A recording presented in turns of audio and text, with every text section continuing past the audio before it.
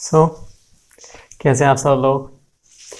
मेरा भी एक बार फिर स्वागत करता हूँ आपके अपने यूट्यूब चैनल साकार कोचिंग क्लासेस गुना में। ठीक है, तो अपनी जलवायु चल रही है, क्या चल रही है? जलवायु चल रही है। और जलवायु के अंतर्गत जो अपना आज का टॉपिक है वो भी जलवायु के ऊपर ही है, क्योंकि मध्य प्रदेश से रिलेटिव है। मैंने बता दिया है कि ये दक्षिण पश्चिम मानसून कैसे आता है, शीत ऋतु में बरसात कैसे होती है, ठीक है ना, मावट वगैरह जिसे अपन कहते हैं, तो ये सब चीज़ें मैं बता चुका हूँ।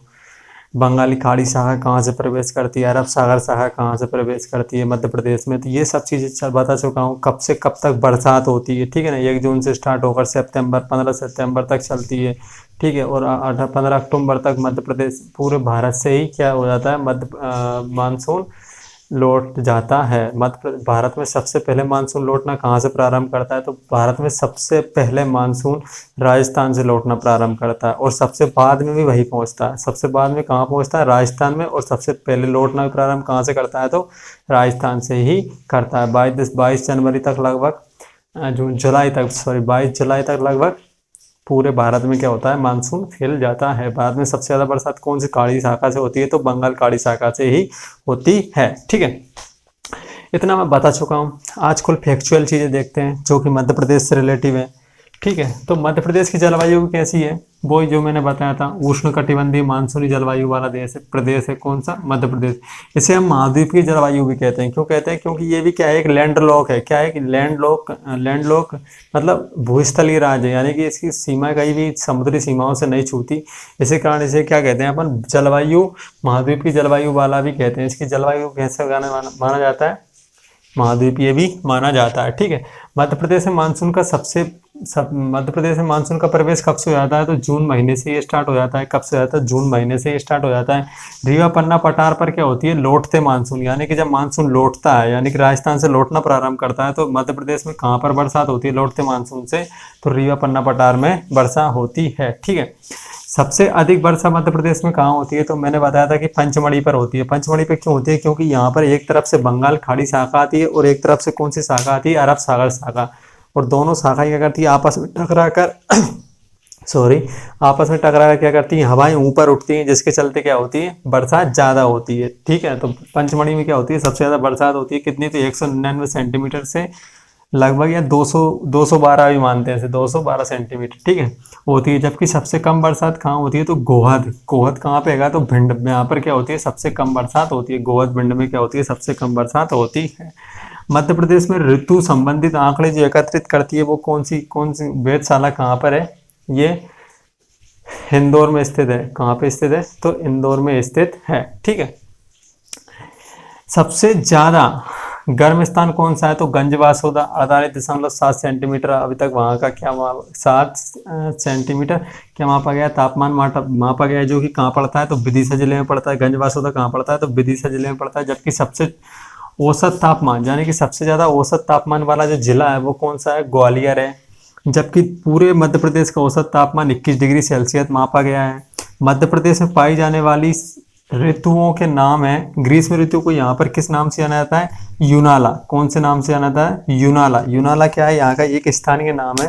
जैसे ग्रीष्म ऋतु यानी कि जो गर्मी की ऋतु होती है उसे किस नाम से जाना जाता है, तो यूनाला के नाम से जाना जाता है, ठीक है। वर्षा ऋतु को चौमासा कहा जाता है, ठीक है। और शीत ऋतु को क्या कहा जाता है, क्या कहा जाता है, सियाला। क्या कहा जाता है, शीत ऋतु को क्या कहा जाता है, सियाला। और ग्रीष्म ऋतु को क्या कहा जाता है, यूनाला कहते हैं, ठीक है। मध्य प्रदेश में सबसे ज़्यादा ठंड कौन से माह में पड़ती है, तो जनवरी माह में पड़ती है। और जबकि सबसे ज़्यादा गर्मी कब पड़ती है, तो मई महीने में पड़ती है। कब पड़ती है सबसे ज़्यादा गर्मी, मई महीने में पड़ती है। सबसे ज़्यादा ठंड वाले ज़िले हैं, पहले नंबर पर आ गया है मुरैना, दूसरे नंबर पर कौन सा है, शिवपुरी। इन 2 जिलों में क्या होती है, सबसे ज़्यादा ठंडी पड़ती है। जबकि मध्य प्रदेश में पाला जो ओस गिरती है ना, अपन कहते हैं उसे ओस, उसे क्या कहते हैं, पाला कहते हैं। पाला किस माह में गिरता है, तो जनवरी महीने में गिरता है, ठीक है। मध्य प्रदेश में सर्वाधिक वर्षा बंगाल की खाड़ी शाखा से होती है। किस खाड़ी शाखा से होती है, तो बंगाल की खाड़ी शाखा से होती है। मध्य प्रदेश में सबसे ज़्यादा वर्षा, और भारत में भी सबसे ज़्यादा बरसात किस खाड़ी से होती है, तो बंगाली खाड़ी शाखा से ही होती है, ठीक है। पंचमढ़ी पर अरब सागर शाखा और बंगाली खाड़ी शाखा क्या करती है, दोनों टकरा जाती हैं, ठीक है। सितंबर और अक्टूबर के मध्य प्रदेश में क्या है, मध्य प्रदेश के बीचों बीच से क्या निकल रही है, कर्क रेखा निकल रही है, ठीक है। कर्क रेखा निकल रही है तो स्वाभाविक है तापमान तो बढ़ेगा ही मध्य प्रदेश का, क्योंकि कर्क रेखा निकल रही है। तो सबसे ज्यादा जो बरसात होती है मध्य प्रदेश में, मध्य प्रदेश में सबसे ज्यादा बरसात कहाँ पे होती है ये देखते हैं यहाँ पर। अभी मध्य प्रदेश में सबसे ज्यादा बरसात होती है पूर्वी मध्य प्रदेश में, यानी कि बघेलखंड में।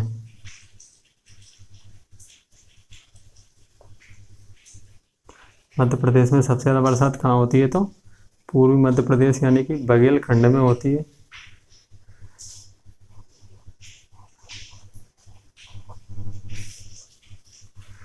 मध्य प्रदेश में सबसे ज़्यादा बरसात कहाँ होती है, तो पूर्वी बघेलखंड में होती है। ठीक है, अपन थोड़ा सा मैप बनाने की कोशिश करते हैं।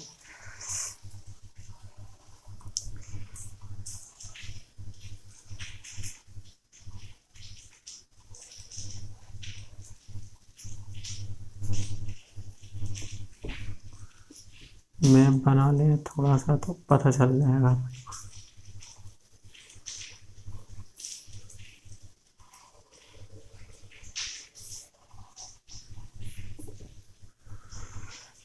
ये मैंने मध्य प्रदेश का मैप बनाने की कोशिश की। ठीक है, देखते हैं अपन।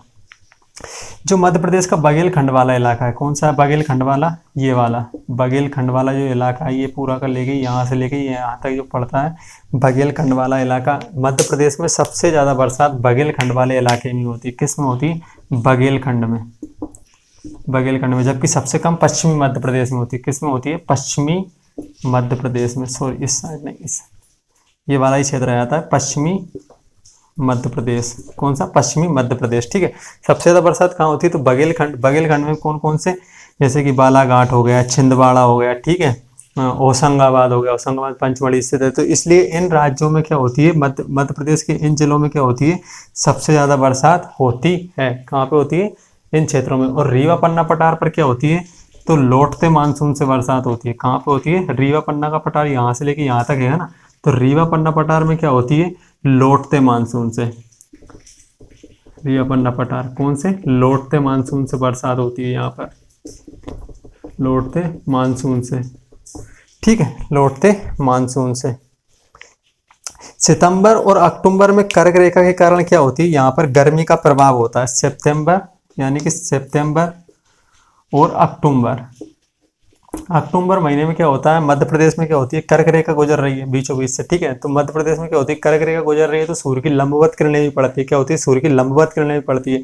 तो सितंबर और अक्टूबर में क्या होती है, कर्क रेखा के कारण गर्मी का प्रभाव क्या होता है, ज्यादा हो जाता है। क्या हो जाता है, गर्मी का प्रभाव क्या होता है, ज्यादा हो जाता है। इस कारण सितंबर और अक्टूबर को दूसरा ग्रीष्मकाल कहा जाता है। क्या कहा जाता है, दूसरा ग्रीष्मकाल कहा जाता है। क्या कहा जाता है, दूसरा ग्रीष्मकाल, यानी कि दूसरी ग्रीष्म ऋतु, दूसरी ग्रीष्मकाल या ग्रीष्म ऋतु, ग्रीष्म ऋतु।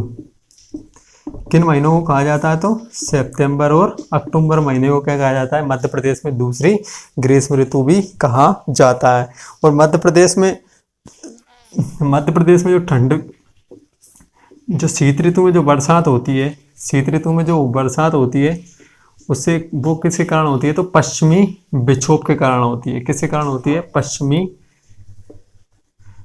विक्षोभ के कारण होती है। बता चुका हूं मैं कहां से आता है, पश्चिमी विक्षोभ के कारण होती है, पश्चिमी विक्षोभ के कारण होती है, जिसे अपन मावट कहते हैं। क्या कहते हैं, मावट। किससे कहां पर उठता है, तो ये एक शीतोष्ण चक्रवात है, शीतोष्ण चक्रवात है, शीतोष्ण चक्रवात है, जिसका जन्म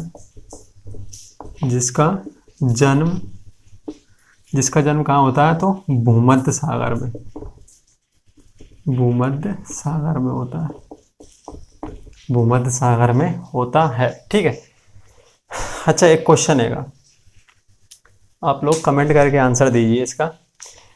पश्चिमी विक्षोभ कौन कौन से महासागरों से नमी ग्रहण करता है, पहला क्वेश्चन है, ये मैंने पढ़ा चुका हूँ। ठीक है ना, तो मध्य प्रदेश, सॉरी, पश्चिमी विक्षोभ कौन कौन से, एक बार मैं बोल देता हूँ, पश्चिमी विक्षोभ कौन कौन से महासागरों से नमी या आर्द्रता ग्रहण करता है। क्या है, नमी या आर्द्रता ग्रहण करता है, ये कमेंट में आकर जवाब दीजिए। दूसरा सवाल है कि पश्चिमी विक्षोभ कि कौन सी शाखा मध्य प्रदेश कौन सी शाखा भारत में बरसात करती है? पश्चिमी विक्षोभ की कौन सी शाखा भारत में बरसात करती है? 2 क्वेश्चन हो गए। तीसरा है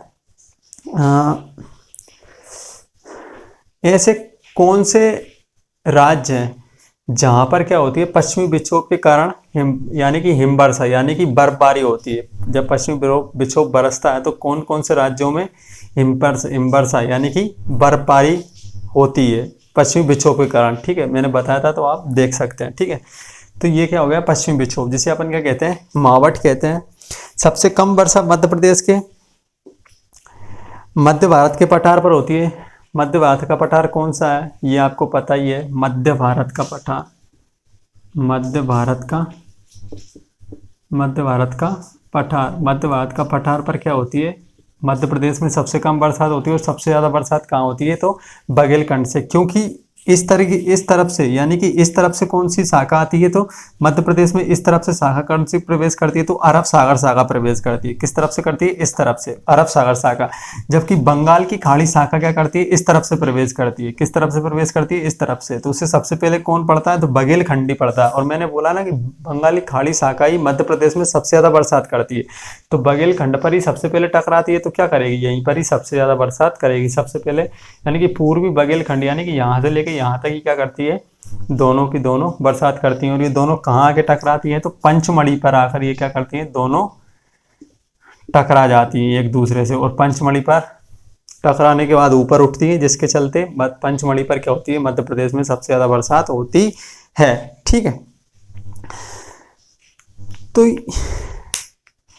लेकिन और एक चीज मैं बता चुका हूँ, लेकिन एक बार और रिपीट कर दूं कि मध्य प्रदेश में जो स्थानीय हवा होती है, यानी कि ये स्थानीय हवा जो गर्मी के दिनों में जो हवाएं चलती हैं, गर्मी के दिनों में, कौन सी?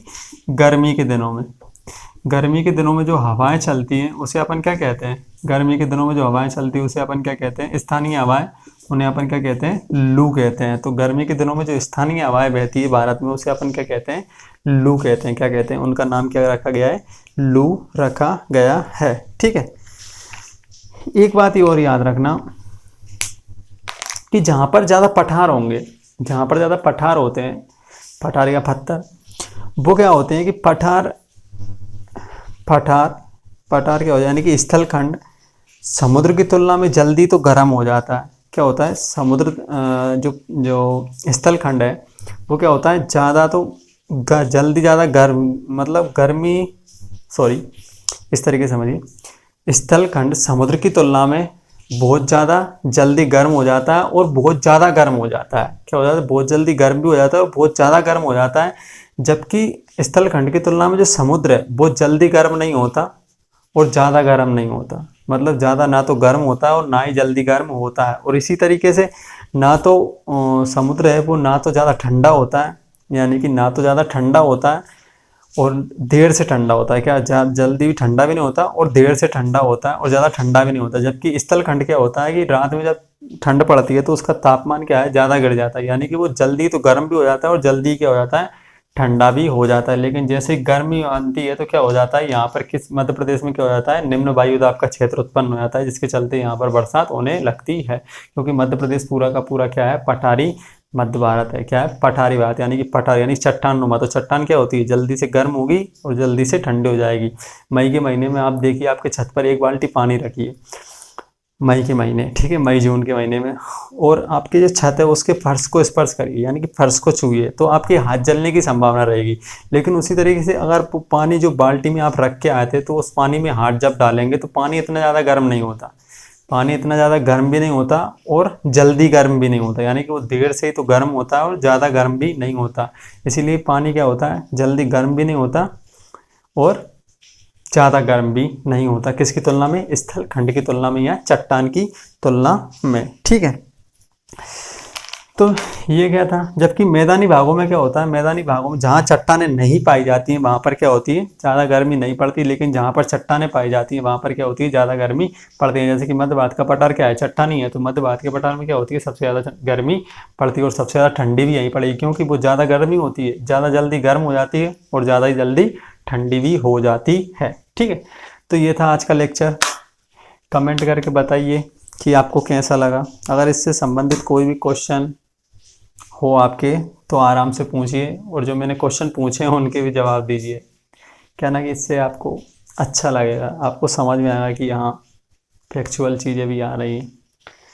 तो बताइए कैसा लगा आज का लेक्चर, और अपने दोस्तों को लाइक करें, अपने दोस्तों से कहें शेयर करें, लाइक अपने दोस्तों ने सॉरी शेयर करें, सब्सक्राइब करें, लाइक करें, कमेंट करें। अगर आपको वीडियो अच्छी लग रही हो तो ठीक है ना, तो अच्छी लगी हो तो लाइक शेयर सब्सक्राइब ज़रूर करें और अपने दोस्तों को बताएं। धन्यवाद।